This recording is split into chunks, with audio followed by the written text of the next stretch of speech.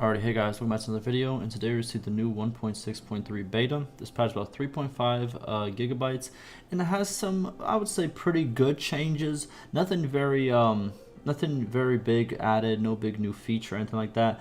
But I think there was a lot of good optimization fixes for the UI, and also it looks like some good modding fixes for the modders out there. So while it might not be anything right away, it does look very good on those two things.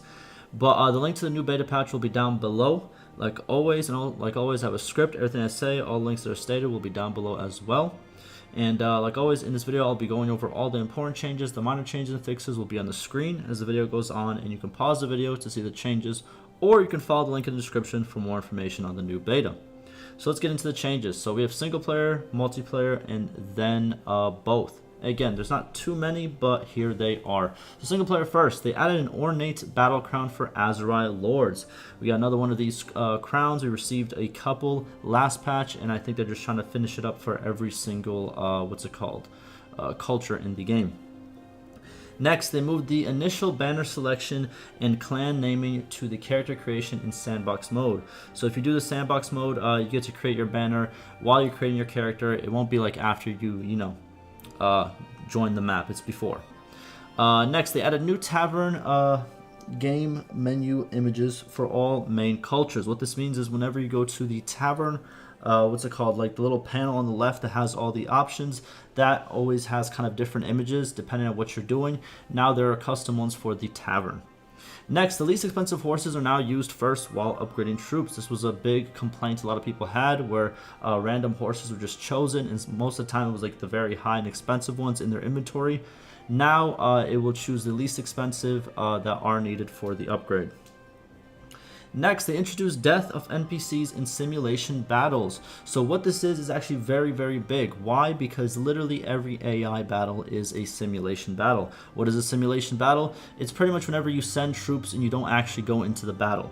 So how the AI fights in the game is they always just do the simulation. They don't actually go in and actually, fight it out, and then the results are made. It's just, calculated the same way it would be calculated whenever you send troops. And now NPCs can die in these simulation battles, which makes it, kind of risky for them. But with that change, they also decrease the chance of death caused by battle wounds in missions for all heroes except the player. And then he says, then they state, the chance is the same in both missions and simulations. So while they have introduced it, they have nerfed the chance of, chance of actual death. So we'll see how it goes. We'll see if this is a good change. Again, they're probably gonna have to play around with the numbers and like the percentages and all that, but we'll see how it goes. Next, the player is now able to attack disbanding parties. So disbanding parties are parties that, let's say, had a leader. The leader died in battle. They would disband and they would kind of run away to a town, and now you can intercept them and actually attack them as well. Next, they decreased the chance of dying of old age for all heroes except the player. So while you still have the same chance of dying of old age, falling ill, the NPCs or the AI do not. They kind of have like a lower chance of death.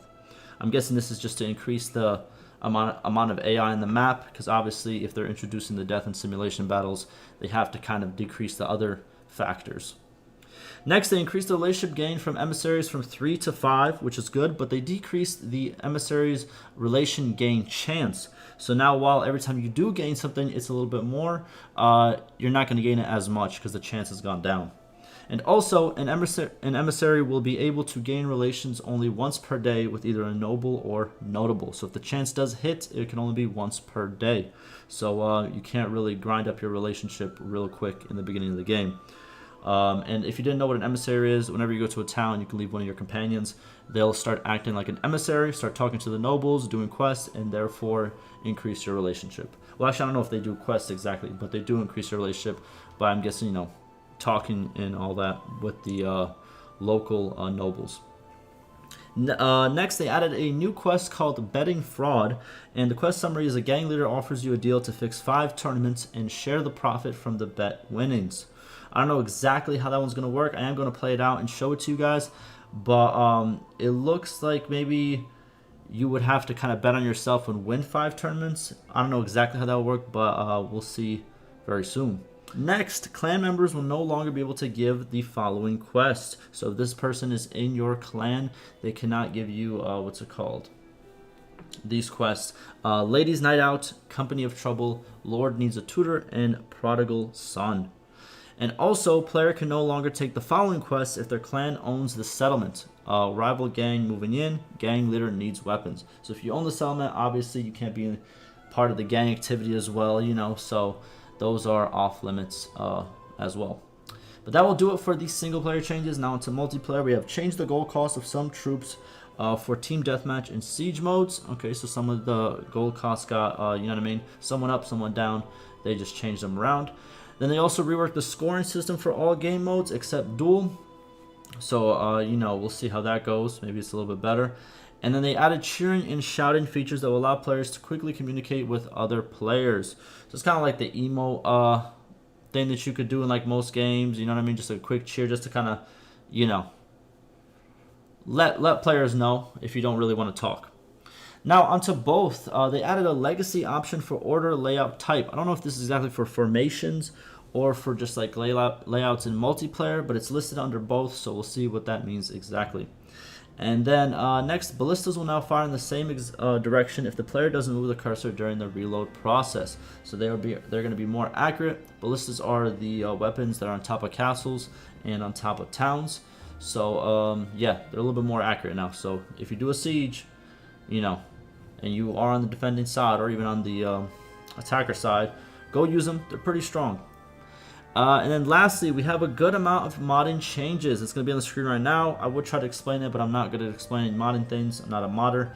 But they look pretty good. Like I said, they have some good changes when it comes to character creation. They said that they made it more mod friendly, and they listed all different ways to, that this is done. This was one of the big points that, what's it called? A lot of the mod teams have talked about how it's very hard to create custom characters because they're only like able to use like one or two different skeletons, something along those lines. But hopefully this does fix it and we have, you know, better models for characters and all of that, and hopefully they load in better because I recently downloaded the forgot exactly what mod it was, but they stated in the project files like once you download you have to wait like 3 hours for all the models to load in. Hopefully this fixes that as well. But yeah, we're going to see how it goes. We're going to see what modders say, and I'm going to let you guys know whenever that does come along. That'll do it for pretty much all the changes. Like I said, there's not too many of them.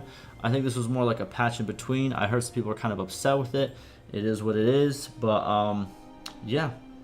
Last, I'm going to end the video in the same way I end most of my update and dev talk videos. I want to thank the developers for staying active and bringing good changes. Also, I have a video on how you can revert your game to any other patch released. If you are having problems, check it out. Also, if you're having crash problems, there's another link down below. Check that out as well. But that will do it from me. Hopefully the video was informative, and like always, stay safe.